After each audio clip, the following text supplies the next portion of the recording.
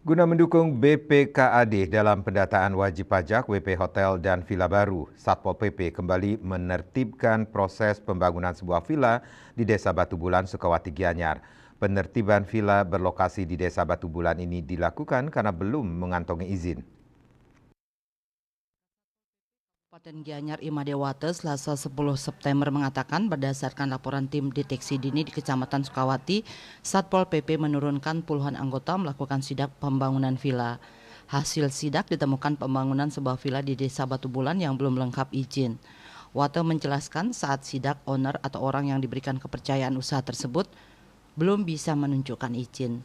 Penanggung jawab villa tersebut telah menandatangani surat pernyataan belum bisa menunjukkan izin penyelenggaraan bangunan gedung PBG.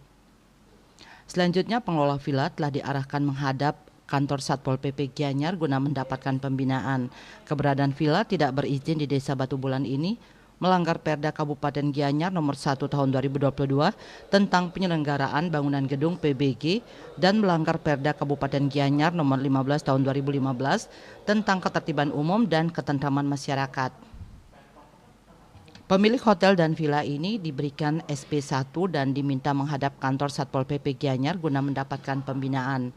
Madewate menekankan pengelola villa di Desa Batu Bulan tersebut diarahkan secepatnya mengurus izin. Sementara proses pembangunan villa dihentikan sampai pengelola villa melengkapi perizinan sesuai ketentuan Perda yang berlaku.